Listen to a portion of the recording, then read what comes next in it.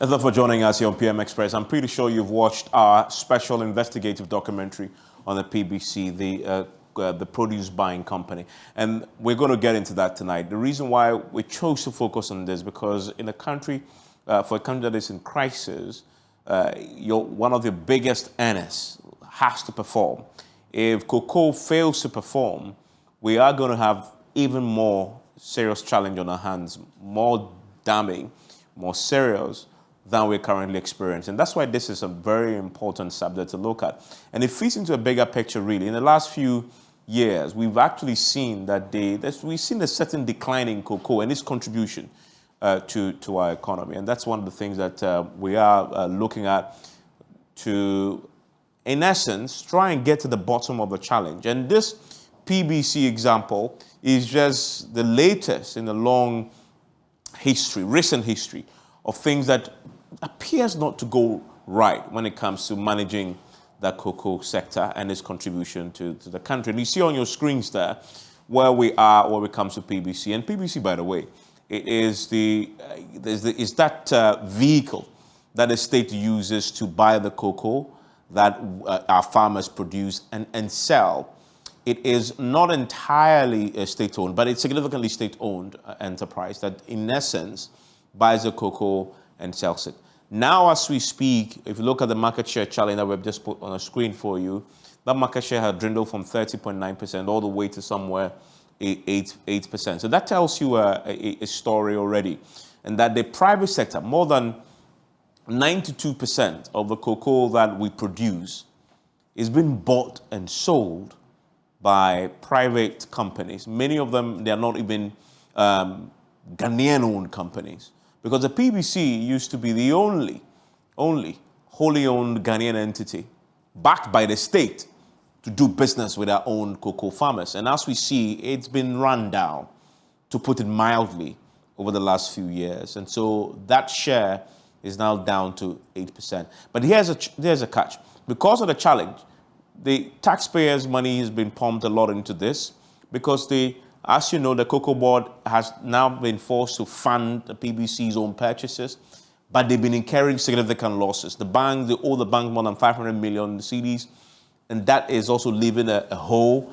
And it all ties up. It all makes sense, right? All this debt conversation that we're having, every little drop that you see leak from PBC may contribute to that problem as well. And that's a decline that we've seen over the period. And we've seen this disagreement between the past administration and the current administration about who is to blame and who did what and who didn't. The real question to ask is, why is the PBC in its current state? For a player that represents our interest, for a sector that contributes so significantly to the economy, that is pretty alarming. And they've engaged in this war of words. We'll get into the real reasons why the PBC is where we are from the perspective of the previous administration, but also the current administration, which you've heard. And then this table tells a story in terms of the total revenue. See, the losses here are staggering. Staggering losses over the period is what they've recorded. I mean, my colleague, Kwete, who did this work, indicates that if the Finance Ministry tracked the losses from 2016 to 2020, they arrived at a significant loss in revenue amounting to 2.9 billion cedis. So that's quite a lot of money that has gone down, that PBC is losing, that they could make 50%, he says. 50% of what they're making is a loss. They've lost 50% of their revenue. And no wonder they've lost the market share, because without money, you can't buy and purchase the cocoa. And so the private sector is taking over that particular space there. Now, if you look at the shareholding, the top 5 largest shareholders when it comes to the PBC, you look at the SNIT, state-owned SNIT. You look at the Ministry of Finance with 36% following. Then you look at the Tiger Mutual Fund. You look at the NTHC. You look at the STD norms. And so if you look at the state interest there, that is the overwhelming majority stakeholder in this particular ownership. And so the taxpayers' resources, your interest and my interest is here. and it's been mismanaged to where we currently see. So that's a conversation we'll be having today with the individuals involved, and we'll talk to the Cocoa Board as well, and how they are also trying to manage this particular problem. Stay with me after the break, we'll get into the details.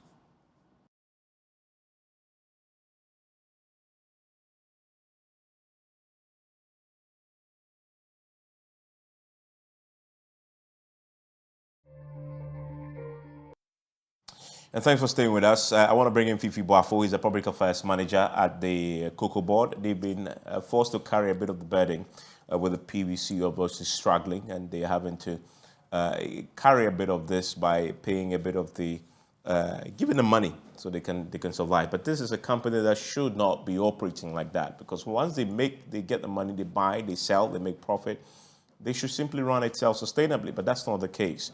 Stephen Ananebwating is the president of the Ghana National Cocoa Farmers Association, and the key thing about them is that they produce the cocoa that everybody else is buying. Why is it that they prefer to do business with the private license buying companies and not the indigenously owned PBC? I want to get into that and understand a bit of this also. And then we'll be joined by Nana Ajinim Boating. He's a former managing director of the produce buying company. I need him here because I want to understand why we are where we are today. In the previous management had said that in 2013, thereabout where he was the head, they are seeing significant declines. He's disputed that, but the real problem is diagnosing the challenge and also prescribing solutions. And so he joins us on the telephone line right now. Fifi, let me start with you. And I was looking at the challenge that the PBC is going through, the huge debt on your books, more than 500 million, the significant losses that they are making. And from everything I've heard you explain before, now the Cocoa Board is having to finance a bit of what they do.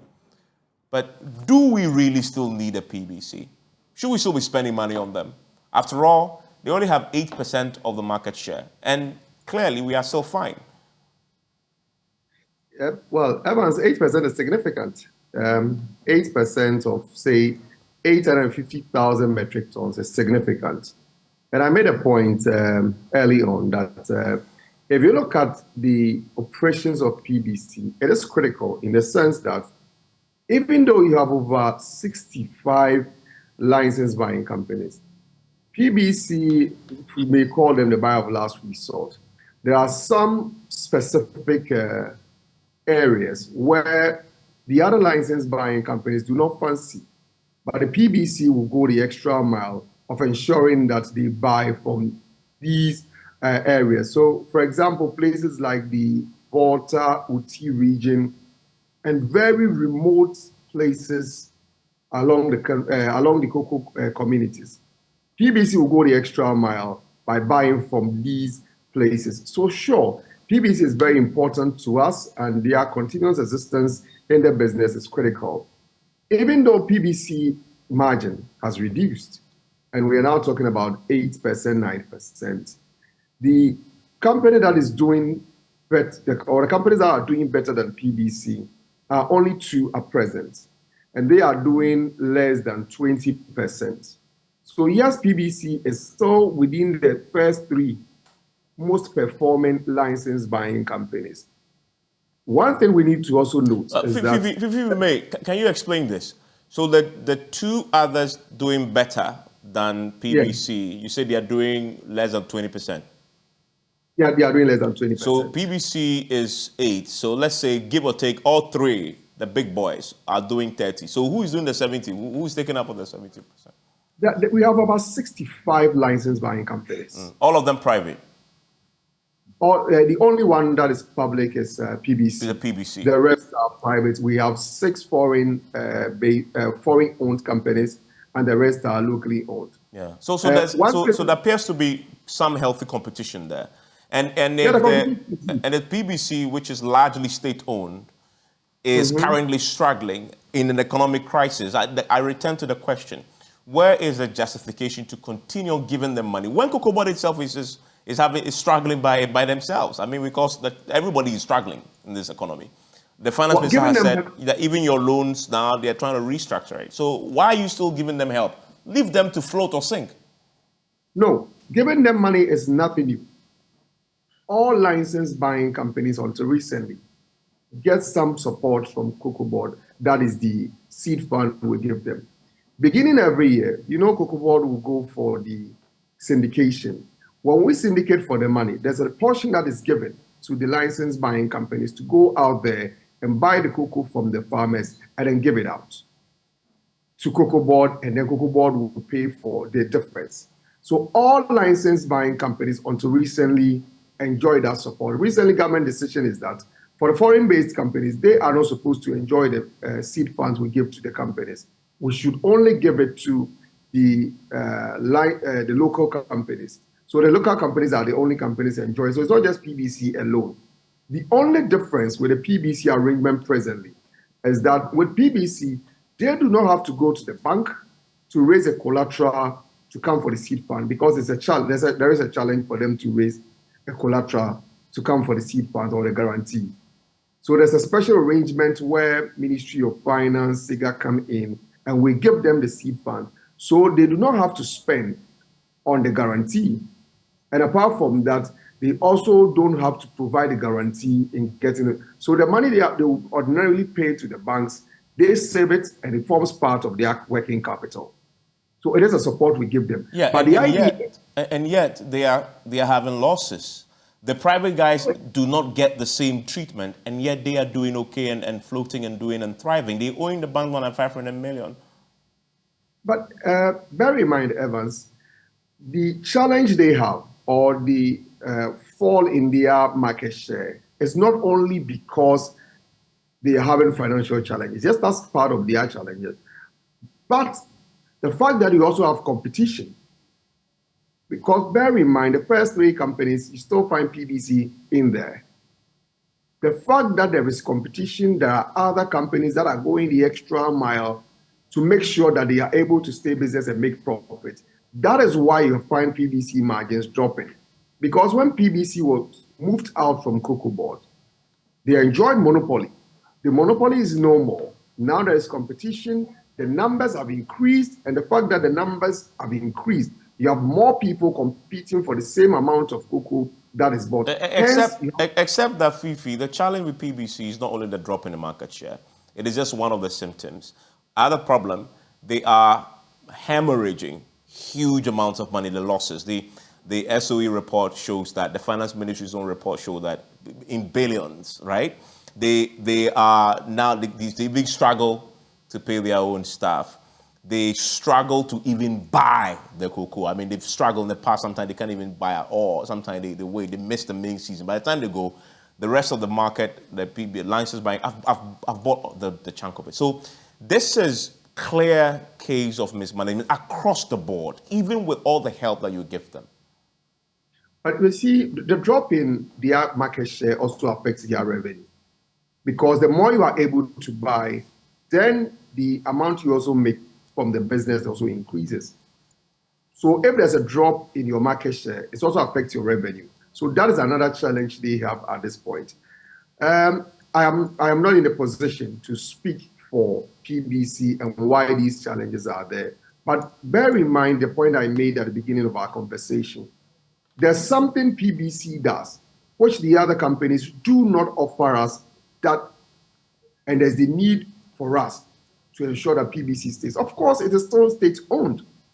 And the fact that it is state-owned means that I and you, Evans, are shareholders, or we have some interest, which there's the need for us to protect. Because yes, Cocoa Board as the supervising authority is equally a state-owned. So there's every reason why we have to make sure that PBC stays.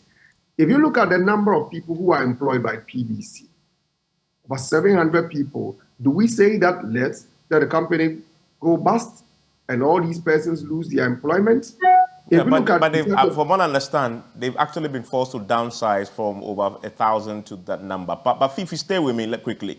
Let me bring in my other panelists into the conversation. Nana Jiman Boateng, former managing director of produce buying company, joins me right now. Nana, I need to ask you, it's been said in our piece that the decline of PBC started at your time when you were the head.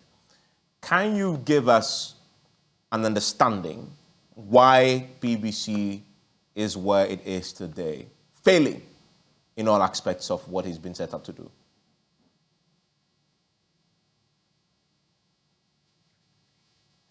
Hello, Nana, please unmute for me because I can't hear you. Please unmute for me.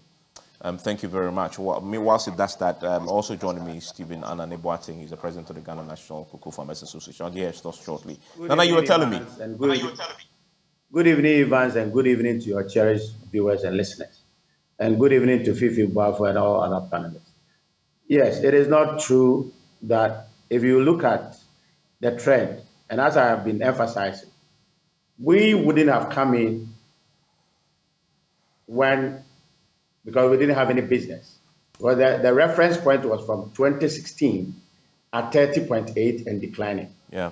But when the discourse was that it dates back to 2013, that is where I requested for this to speak to it. If you look at the record from 2013, 14, 15, 16, 17, when the president and Honorable Brian Edu in their good self discussed that I moved to CPC, we were doing 32 to 30.8%. So it is not true that we had a decline in the market share. Okay. But from what I understand, if you look at history, when PBC was first set up, the PBC had a monopoly. And so we have 100% share. So clearly, over time, as the market then became more liberalized, others have entered the space. And the market share had dwindled significantly.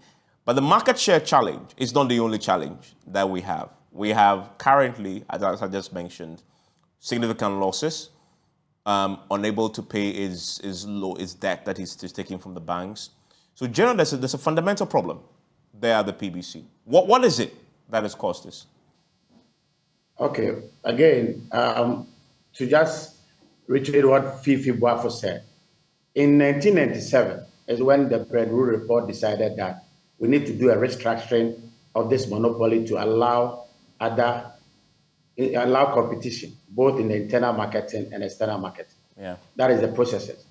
So that is how in 2002, PBC, as Produce Buying Company Limited, was floated with the shares as you enumerated there. Yeah. So that's what we had in the Cash Pro and the Federated and the Unicron. So it is from 2002 is when this thing happened. When CPC was floated, we didn't have any working capital. So ever since that time, as Fifi Buafo explained to you, it's always been a system that Cocoa Board goes for this guarantee, and then all LBCs solicit from the banks and then get this facility. And that is how it's run from 2002. So just like he said, because PBC is the buyer of last resort, and what that means is that they are the only institution that goes across everywhere, including buying the live crop. And that's what governments and Cocoa Board have supported them since 2002. So every year by year, you get your guarantees from the banks, you get it to Cocoa Board. And that is how it's run. So until 2016, this is the same structure that we all have been running. And that is how yesterday, the question was asked that, why are we here? Because in 2009, 2010, 11, 2012, we saw that we had the Club 100 back-to-back first. And that's how we looked at it and said that you cannot always rely on a crop where you need to do a forecast. Can we get into other diversity? And that's why we went to the AGM, and with approval of the owners of the company, we decided to do this diversification, which we had this guest house at Kumasi, a 7-room guest house. And then we decided that we'll get that into a hotel. That's why we had the Golden Bean Hotel. When PBC was the only buyer who were into it, to the share nuts and cashew and coffee. So here again in 2006, the then President Kufuor invited Cocoa Board and all of us that how can we also get into that side, which is now only a regulator by Cocoa Board. And that's how we invested in that thing, which we have that chef factory. So as I've been explaining, we had all these numbers of 1,178 workers with 24,000 agencies, buying clerks, watchmen, and they were all on this payroll, yet we had not completed the Golden Bean and Bupe, but yet they were on our payroll until 2014 when they started operation.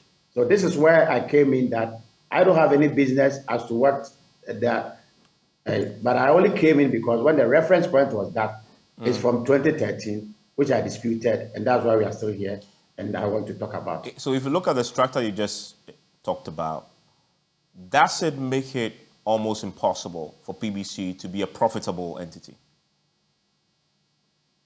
Why so? Because we had run the same business like all the other LDCs are running.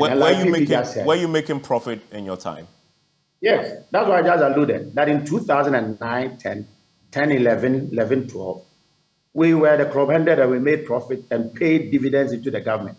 And that's how we decided that with our margin, we'll get into other businesses. And that's how we changed the name Produce Buying Company to PBC Limited.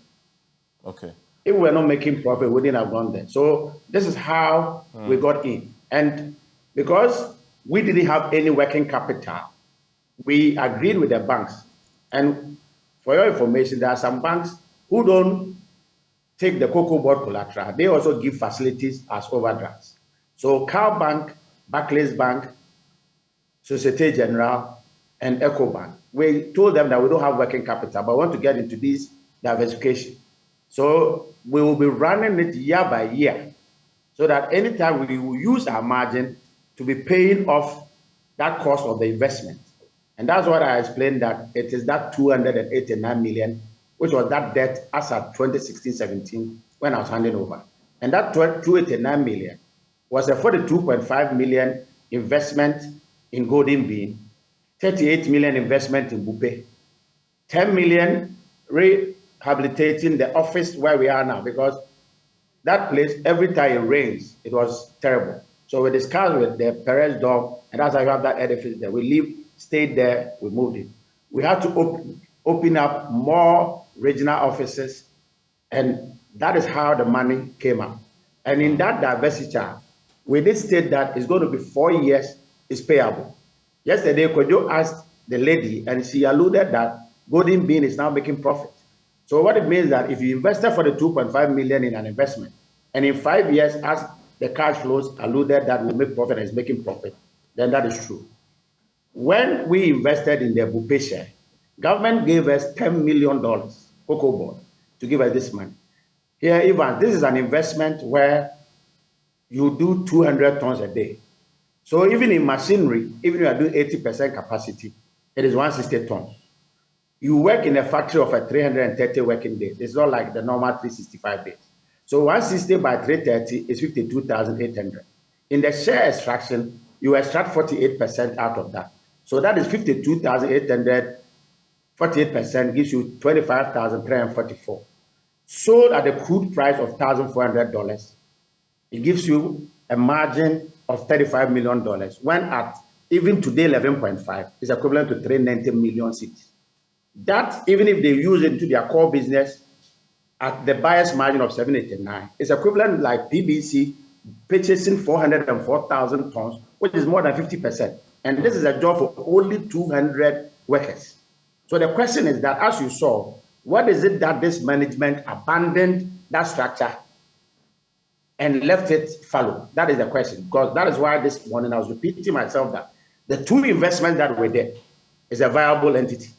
So now, if you go to Ghana Nuts, Fuji, they are the Japanese guys there. We had this land that we did the extension there that over time would have gotten into the fractionalization. From this 25,344, Evans, when you do 33% as deodorite, it brings you to 8363, and that is sold for 5,500 euros. So it means that that place of 200 workers only would have been giving you 490 million cedis, which is even more than the revenue of a job where you have 1,178 workers across board. So the question that everybody is asking is that why did it happen that from 2016 They've left this business out. Again, we set up an input unit. This input, Fifi will tell you that now today, the stock in trade of all these LBCs is getting into the organic. So this niche market is where the suppliers pay $150 additional to the premium of what Cocoa Board gives all LBCs. Yeah. PBC was the first institution that introduced this. We worked with it. This new management team came and they stopped it. Okay. So the question again is that why is it that you're having all this 2-ton cocoa? See, PBC brought them in here to Ghana. And we started this traceability with them. We started the Red Plus, that activity with the Forest Commission. Yeah. That is as a way to curtail the Tano forest. Before the beginning of the season, we'll measure there because we saw that 26,000 hectares of land were being depleted. So what is it as a way to stop this ecotourism? So we had it with the Netherlands embassy and they gave us 33 million euros. So before the beginning of every season, we go to measure. So if any farmer, you don't cut a tree, you are paid some bonus. The question is, what is it that all these inflows of your money, you cut it short and rely on only one crop, which we all said, like PV is alluding, you are looking at a climate which you say weather forecast. I mean, so clearly from what you said, things have changed. The results are there to see. And I'll come back to Fifi because Fifi, you, Cocoa Board, obviously because you put money in, you should be interested in clearly what appears to be on the face. And I'm saying clearly because there's a petition that a worker who identifies himself as an MPP polling station chairman in Joboso, who works at QVC, wrote to the vice president's office complaining about what has been happening at PBC in the last 4 years. And this went in on the 19th of May, 2021. So clearly there's a problem at PBC and the results are there. If they were making profit back in the day, as we just heard there, why are they making losses now? But let me get in the cocoa farmers' point of view into this conversation because they are central to this whole issue that we are discussing. So let me bring in the president of the National Association, and they have they even have a choice in this matter when they decide to do business with the entities. Are they preferring to deal with one entity instead of the other? So thank you for your time here on PM Express, if you may. Do you in doing business, choosing who to sell your produce to, do you consider PBC as your preferred, I guess, buyer for the cocoa that you produce? Please unmute for me.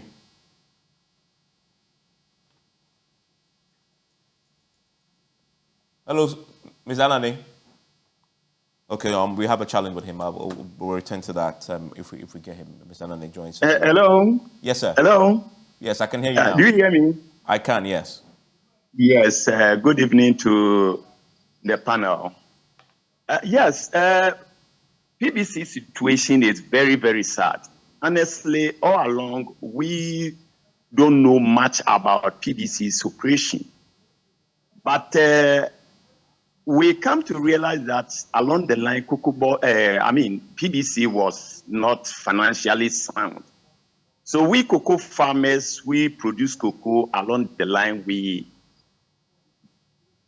Because PBC is a state-owned company, we decided to partner them because we realized, or along the line, we came to realize that we farmers are not being treated well. So we will try to partner PBC, said that we can also be producing and sell our product to them since it's a state-owned company. But along the line, we saw that they were not ready to partner us. So the money was not there when we send our cocoa produce to any of these people, PBC. Difficult that they pay us. They don't get money to pay us. And the buyers, the commission buyers, they also buy the cocoa from us. They keep it, and then because monies are not coming, they also sell it to other colleagues. So it became a problem for them. And we cocoa farmers along the line, we sat somewhere, we had these discussions, and we even confronted them. I remember one time we went to PBC office and was trying to see how best we can partner them, and then we help their situation, because monies were not being paying to us, and along the line we were also finding financial problems, but nobody was responding to our case. So we decided that, well, if that is the case, when you send your produce to PBC, they find it difficult to pay you. So we should also look at other way around, because although they are selling just like others are selling, buying. But our case, we need money, and our money is so small that we cannot wait till they get money before they pay us. So we decided to do all-round business with all the companies who are ready and financially sound and pay us. So as for PBC operation, in fact, we don't know much, but because it's a state-owned company, we were interested to partner them, because along the line, we know Cocoa Board was telling us that they don't know Ghana National Cocoa Farmers Association. And even if that was the case, Cocoa Coffee Share Not Association was not existed then. Yeah, so I don't want to go into the disagreements about which, but why don't you? Why don't you partner? I want to focus on what you just described earlier. So the reason why the cocoa farmers decided to fundamentally just do business with anybody else other than PBC, and the market share shows it, is because they were failing to pay you once they buy your cocoa. Yes. Okay. And that was it. Is it that I also want interested to know? I'm interested to know if you had your way. That was the problem. Okay. Yes. If you had your way, would you have preferred to do business with the PBC instead of the other private operators in the cocoa buying chain? Oh yes, because it's a state-owned company. We were all along we were all praying that they will be financially sound. I think we may have lost him on the line there in terms of his connection. So that we can sell our produce with. But along the line, we are much, much happy if they can also revive their company, and we would like to do business with them. Okay. And even we prefer that if that is the case, because they are the mother company in the system, they should have a way of surviving, because government has much shares. And we were having a trust in them than any other companies or the new companies. So you trust them better than the private guys. So, but let me ask you, the private entities that you were dealing with, were they able to pay you on time? Yes. Looking at their situation, because now they are not financially sound, and when we send our cocoa, instead of taking it to them and they borrow, waiting until some time before they pay us, it's better we go to the private companies, because they are financially okay. So when you send your product there, they will pay you out. Okay. And we trust, now they have become a feast for us, because PBC is not financially sound. Okay. Stephen, thank you. Stay with me. Fifi, so that isn't that the problem? For the ordinary cocoa farmer, their preference, he says, ordinarily, is that we'll do business with the PBC, but PBC is not paying them. And that. Oh yes. Hold on for me, Fifi. But that's what I struggle. Why is it that the private sector guys are able to find the money and pay the cocoa farmers, but PBC can't find the money, even when they have your help, even when they have state assistance to pay? Everybody's playing in the same leagues here.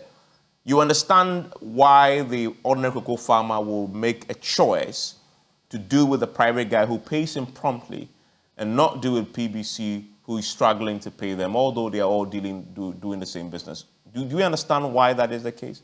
The PBC struggling Evans, to pay well. I get a point, except that the little point of departure from that argument is that it is not a case that at all times PBC is not paying farmers when they sell their cocoa to farmers. Of course, when they get the seed funds, they are able to pay promptly when the farmers give their cocoa to them. So it's not at all times where they are unable to pay promptly to cocoa farmers. There are farmers who have developed that trust in PBC to the extent that their wish and their preference is to sell to PBC. So clearly, we do not say that at all times PBC is unable to perform its responsibility. I agree that there is a challenge there. But when a business is in critical situation, it is not one you say that the fact that you have a challenge, so automatically that business must collapse. There are private businesses that are going through challenging moments, but they are looking at means of ensuring that they are able to stay afloat. Yeah, I mean, if I may ask you, I guess that is at the heart of this conversation. I guess the Cocoa Board's own interest in this, because you put your money in, and invariably it is our money, your money and mine, because it's taxpayers eventually. What interest is Cocoa Board taking in the decline of PBS, and what is Cocoa Board doing about it, assisting to fix the problem? What has happened? What conversations have happened? Okay, so let me iterate some of the things I've already said. One, Cocoa Board is ensuring that PBC is able to get seed funds. Two, the seed fund is where? also Sorry, from where? Get them from where? Say? From Cocoa Board. From Cocoa Board. Okay. Yes, Cocoa Board provide them with seed funds such that they will be able to go to the markets and buy. But that's not new. You've been doing that all the time. But the difference is that with the other LBCs, you have to provide a guarantee before you'll be able to access the seed funds. In the case of PBC, that's not what is happening now. We have a special arrangement, a special dispensation has been created between Ministry of Finance and SIGA, where we give them the seed fund without they providing guarantee. If they are not providing the guarantee, it means that they are able to also save some money, because by raising that guarantee from the bank would come at a cost. So that cost is also taken out of your cost of running your business. Apart from that, we also realized that they were also having some challenges with the banks, for example. So even raising money, or even when monies are paid into the account, it has its own challenge. Yeah, because they owe the bank 500 million. Of course, no bank will deal with them. And if the money hits, the bank will take their money. Yeah, so a special arrangement in connection with the PBC has been made where their monies are able to get to their district officers and then their agents out there to be able to buy cocoa for them. Of course, when they raise their what we refer to as CTROs, that is the receipt for cocoa purchases, a special arrangement has also been put in place to ensure that they are able to get payment for that as early as possible in order for them to turn around the money available to them. Of course, they still have some money they are supposed to pay to Cocoa Board, but there's still a need for us to ensure that they are able to go out there and do business. Aside that, realizing that they have some challenges, we are also helping them streamline some of their activities. And we talked about the fact that now Golden Bean is making profits.